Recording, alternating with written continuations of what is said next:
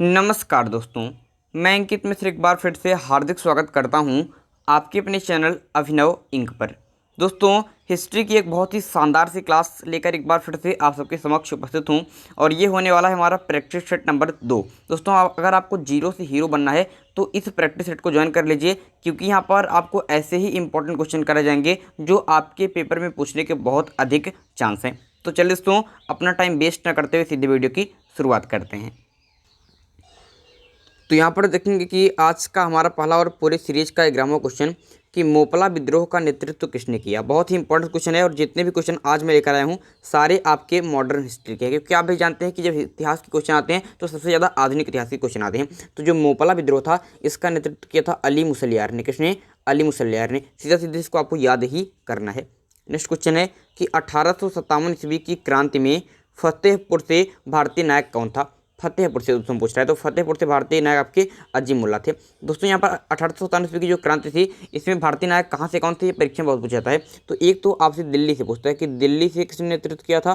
तो दिल्ली से नेतृत्व किया था आपके बहादुर शाह जफर ने। बहादुर शाह जफर ने। इसके अलावा दोस्तों आपसे किससे पूछता है? लखनऊ से पूछता है। तो लखनऊ से नेतृत्व किसने किया था? तो लखनऊ से नेतृत्व किया था बेगम हजरत महल ने। बेगम हजरत महल ने। इसके अलावा दोस्तों आपको पता होना चाहिए कि इलाहाबाद से, जिसका नाम अब हो गया है प्रयागराज, तो इलाहाबाद से नेतृत्व किसने किया था? तो लियाकत अली ने। लियाकत अली ने। तो ऐसे भारतीय नायक कहाँ से कौन थे ये आपको पता होना चाहिए। दिल्ली से बहादुर शाह, लखनऊ से बेगम हजरत महल, इलाहाबाद से लियाकत अली, कानपुर से नाना साहब थे। ठीक है, ये भी याद रखिएगा। और फतेहपुर से पूछा था तो फतेहपुर से अजीमुल्ला बिल्कुल सही उत्तर हो जाएगा।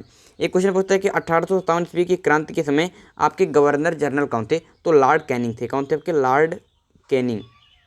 जो लॉर्ड कैनिंग थे उस समय क्या थे? आपके गवर्नर जनरल थे। बहुत पूछा था परीक्षा में, इसलिए याद रखेंगे। अगला क्वेश्चन दोस्तों आज का हमारा तीसरा और पूरी सीरीज का 13वां क्वेश्चन है कि कांग्रेस क्षय रोग से मरने ही वाली है, यह कथन किसका है। बहुत इंपॉर्टेंट सा क्वेश्चन है कि कांग्रेस जो है दोस्तों ये आपके क्षय रोग से मरने वाली है, यह कथन आपके अरविंद घोष का है। किसका है दोस्तों? अरविंद घोष का। बहुत इंपॉर्टेंट है। कांग्रेस की बात दोस्तों करते हैं तो कांग्रेस की स्थापना जिसे कहते हैं इंडियन नेशनल कांग्रेस, इसकी स्थापना कब हुई? तो इसकी स्थापना हुई थी 1885 ईस्वी में। 1885 ईस्वी में किसने की थी? तो ए ओ ह्यूम ने। ए ओ ह्यूम नामक अंग्रेज अधिकारी ने, जो पूर्व अधिकारी थे अंग्रेज, उसने ही आपके कांग्रेस की आपकी स्थापना की थी। और कांग्रेस क्षय रोग से मरने वाली है, यह कथन आपके अरविंद घोष का है। बहुत ही ज़्यादा इंपॉर्टेंट है। इसके बाद दोस्तों देखेंगे कि अनुशीलन समिति का गठन किसने किया। जो अनुशीलन समिति है, कौन सी समिति दोस्तों? अनुशीलन समिति। तो इसका गठन आपके पी मित्रा ने किया था। किसने किया था? पी मित्रा ने किया था। ये क्वेश्चन बहुत ज़्यादा इंपॉर्टेंट है। दोस्तों, ये हमारा प्रैक्टिस सेट नंबर 2 है। अगर आप इसके प्रैक्टिस सेट नंबर 1 को नहीं देखे हैं तो डिस्क्रिप्शन बॉक्स में लिखा रहेगा इस वीडियो की प्लेलिस्ट, तो उसको क्लिक करेंगे तो आपको पहला वीडियो आपको खुल जाएगा। तो जाकर पहला वीडियो कंप्लीट कर लीजिए। 10 क्वेश्चन के माध्यम से हमने कई सारे इंपॉर्टेंट फैक्ट भी आपको कंप्लीट कराए हैं, तो उसको देख लीजिए। उसके बाद आकर 2 क्लास देखिए। दोस्तों, ये चैनल की स्थापना आपके अभिषेक इंक जो हमने मतलब कि अभिनव इंक हमने जो ये चैनल बनाया है, इसका मेन टारगेट है एसएससी, एमटीएस और एसएससी जीडी। तो अगर आप एसएससी जीडी या फिर एसएससी एमटीएस की तैयारी करें तो इस चैनल को सब्सक्राइब कर लीजिएगा, क्योंकि यहाँ पर मुख्य रूप से इन्हीं 2 एग्जाम की तैयारी आपको कराई जाएगी। इसके बाद देखेंगे दोस्तों कि महाराष्ट्र में अभिनव भारत, अभिनव हमारे चैनल का नाम है, तो क्वेश्चन पूछ रहा है कि महाराष्ट्र में अभिनव भारत नामक संस्था किसने स्थापित की। तो ये क्वेश्चन तो आपको याद हो जाएगा, अभिनव भारत। महाराष्ट्र में अभिनव भारत नामक संस्था किसने स्थापित की। तो विनायक दामोदर सावरकर ने। किसने? विनायक दामोदर सावरकर ने महाराष्ट्र में अभिनव भारत नामक संस्था स्थापित किया था। बहुत ही ज़्यादा इंपॉर्टेंट है। इन्हें कभी कभी बीडी सावरकर भी लिखते हैं, उसका अर्थ ये होता है कि विनायक दामोदर सावरकर। आगे बढ़ते हैं। क्वेश्चन नंबर 16वां की इंग्लैंड के सम्राट जॉर्ज पंचम एवं मेरी के स्वागत में दिल्ली में भव्य दरबार का आयोजन कब हुआ। दोस्तों 1911 ईस्वी में। 1911 ईस्वी में हुआ था। बहुत इंपॉर्टेंट है। और 1911 ईस्वी में ही जो आपके बंगाल का विभाजन था, बंगाल विभाजन को रद्द कर दिया गया। इसको मैं कलर एक ही हो रहा है तो मैं कलर बदल दे रहा हूँ, यहाँ पर कर दे रहा हूँ। देखिए कि जो 1911 इसमें ही दोस्तों के जो बंगाल विभाजन हुआ था 1906 ईस्वी में, बंगाल विभाजन उसको रद्द कर दिया गया। बंगाल विभाजन आपके रद्द कर दिया गया। और दोस्तों जो भारत की राजधानी थी वो पहले कोलकाता हुआ करती थी। आप सभी को पता होना चाहिए कि पहले राजधानी कोलकाता थी, तो उसके बाद ही इसको राजधानी आपकी दिल्ली स्थानांतरित कर दिया गया। ठीक है, याद होगा, बहुत इंपॉर्टेंट है। आगे बढ़ते हैं दोस्तों अपने अगले क्वेश्चन की तरफ कि किसने कहा कि 1857 ईस्वी की क्रांति पूर्णतया सिपाही विद्रोह था। पूर्णतया सिपाही विद्रोह था, किसने कहा था? तो सर जॉन लॉरेंस एवं सीले ने। सर जॉन लॉरेंस एवं सीले ने। ये कथन आप सोच रहे होंगे कि नहीं आएगा, लेकिन कथन से क्वेश्चन मैंने देखा है परीक्षा में, ये पूछे गए प्रीवियस ईयर में, इसलिए आपको एक करा है कि कांग्रेस क्षय रोग से मरने वाली है। यह कथन किसका है? तो यह अरविंद घोष का था। और यहाँ पर है कि 1857 की जो क्रांति थी, इन्होंने कहा कि पूर्णतया सिपाही विद्रोह था। तो किसने कहा? सर जॉन लॉरेंस एवं सीले ने कहा था। आगे की तरफ बढ़ते हैं। और 1857 ईस्वी क्रांति बहुत ज़्यादा इंपॉर्टेंट होती है। यहाँ से क्वेश्चन पूछता है, कभी कभी पूछता है कि 1857 ईस्वी की क्रांति का प्रतीक क्या था? तो कमल एवं रोटी था। क्या था दोस्तों? कमल एवं रोटी। कमल एवं रोटी आपकी इसका प्रतीक था, बहुत इंपॉर्टेंट है। आगे की तरफ बढ़ते हैं दोस्तों। आज है दोस्तों आपकी 1 मार्च, लेकिन कल थी 28 फरवरी। कल थी 28 फरवरी। तो 28 फरवरी को क्या मनाया जाता है? विज्ञान दिवस मनाया जाता है। डेट से भी मैं आपको बताता हूँ, पैसे पूछा जाता है कि विज्ञान दिवस कब मनाया जाता है। तो विज्ञान दिवस आपके 28 फरवरी को मनाया जाता है, जो अभी आपका कल ही था। और इस दिन आपके जो कौन से दोस्तों, इस दिन आपके किसी का जन्मदिन था, उनका नाम मुझे सीवी रमन, हाँ सीवी रमन। तो सीवी रमन का जन्मदिन था, इसीलिए आपके उन्हीं के उपलक्ष्य में विज्ञान दिवस 28 फरवरी को मनाया जाता है। किसके? सीवी रमन का। इस बात को याद रखिएगा। अगर क्वेश्चन पूछ ले कि विज्ञान दिवस किसके जन्म दिवस पर मनाया जाता है, तो कहेंगे कि सीवी रमन। आगे की तरफ बढ़ते हुए हम अपने चलते हैं आज के अपने 8वें और पूरे सीरीज के 18वें क्वेश्चन की तरफ कि एशियाटिक सोसाइटी। ये क्वेश्चन क्या है दोस्तों? कुछ ज़्यादा ही इंपॉर्टेंट है, इसलिए इसको स्टार कर लिख लीजिए।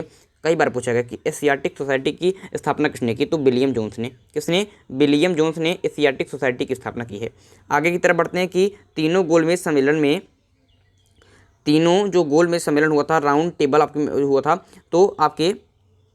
तो तीनों गोलमेज सम्मेलन में भाग लेने वाले भारतीय नेता कौन थे? भारतीय नेता कौन थे? तो डॉक्टर भीमराव अंबेडकर जो थे, इन्होंने तीनों गोलमेज सम्मेलन में भाग लिया था। ठीक है, बहुत इंपॉर्टेंट है। यहाँ पर दोस्तों आपको पता होना चाहिए कि आपके जो डॉक्टर भीमराव अंबेडकर थे, जब आपकी भारतीय संविधान का जनक इन्हें कहा जाता है। पहली बात यही इंपॉर्टेंट है कि इन्हें भारतीय संविधान का जनक, अगर क्वेश्चन पूछ ले कि भारतीय संविधान है का जनक किसे कहा जाता है, तो भारतीय संविधान का जनक आपके अम्बेडकर जी कहा जाता है। जब भारतीय संविधान का निर्माण हो रहा था, तो उसमें एक प्रारूप समिति बनाई गई थी। कहते हैं ड्राफ्ट कमेटी। ठीक है, ये प्रारूप जो समिति थी, ये संविधान का प्रारूप एक ड्राफ्ट तैयार कर रही थी कि कैसे संविधान रहेगा। तो उसके आपके अध्यक्ष कौन थे? तो उसके अध्यक्ष प्रारूप समिति के आपके डॉक्टर भीमराव अंबेडकर ही थे। तो ये क्वेश्चन कई बार पूछ लेता है कि प्रारूप समिति के अध्यक्ष कौन थे, तो कहेंगे कि आपके कौन थे? डॉक्टर भीमराव अंबेडकर थे। इन्होंने तीनों गोलमेज सम्मेलन में भाग लिया और उन्हें भारतीय संविधान का जनक कहा जाता है। आज के अपने अंतिम क्वेश्चन की तरफ कि शारदा सदन की स्थापना किसने की? जो शारदा सदन है, इसकी स्थापना रमाबाई ने की। किसने की? रमाबाई ने शारदा सदन की स्थापना की थी। बहुत ही ज़्यादा इंपॉर्टेंट है, इसलिए इसे विशिष्ट रूप से याद रखेंगे। दोस्तों हमारा समय हो गया है लगभग 8 मिनट का, और 2 मिनट तक मैं कुछ इतिहास के ऐसे युद्ध आपको बैटल बता देता हूँ जो परीक्षा में कई बार पूछे गए हैं। ठीक है, कुछ बैटल मैं आपको यहाँ पर बता देता हूँ। चलिए, समय हमारा 10 मिनट का रहता है, तो हम कुछ आज बैटल देख लेते हैं। एक दोस्तों होता है तराइन का प्रथम युद्ध। ठीक है, तराइन का प्रथम युद्ध, और एक है तराइन का द्वितीय युद्ध। तो पहले ये इन दोनों युद्धों के बारे में जान लीजिए, तराइन का द्वितीय युद्ध। और एक युद्ध और प्रसिद्ध है जो हम मोहम्मद गौरी के युद्ध की बात करते हैं, तो एक है आपके चंदावर का युद्ध। तो आज हम इन 3 युद्धों के बारे में जान लेते हैं जो मुख्य रूप से आपके मोहम्मद गौरी से संबंधित है। ध्यान से यहाँ पर देखें दोस्तों कि जो तराइन का प्रथम युद्ध था, तराइन का प्रथम युद्ध, यह 1191 ईस्वी में लड़ा गया था। 1191 ईस्वी में लड़ा गया था, और उसमें मोहम्मद गौरी के साथ लड़े थे पृथ्वीराज चौहान। और जो पृथ्वीराज चौहान थे, ये विजय हुए थे। जो विजय रहेंगे वहीं यहाँ पर मैं लिखूंगा, चौहान विजय रहे थे। जो तराइन का द्वितीय युद्ध था, ये 1192 ईस्वी में लड़ा गया, और ये भी पृथ्वीराज चौहान और आपके गौरी के बीच में आपके हुआ, और इसमें मोहम्मद गौरी क्या हुआ? विजयी हुआ। तीसरा युद्ध बात करते हैं चंदावर की युद्ध, तो 1194 ईस्वी में हुआ। 1194 ईस्वी में हुआ, और इस 1194 ईस्वी के चंदावर युद्ध में कौन कौन लड़े? तो एक तरफ लड़े मोहम्मद गौरी, इनके सामने से दोस्तों जयचंद, और इसमें भी मोहम्मद गौरी विजयी हुआ था। तो ये 3 युद्ध आपके मोहम्मद गौरी से परीक्षा में कई बार पूछ लेते हैं, इसलिए इन तीनों के बारे में पता होना चाहिए। तराइन का प्रथम युद्ध, तराइन का द्वितीय युद्ध, और आपके चंदावर का युद्ध। ठीक है, समझ में आ गया? बहुत ही इंपॉर्टेंट है।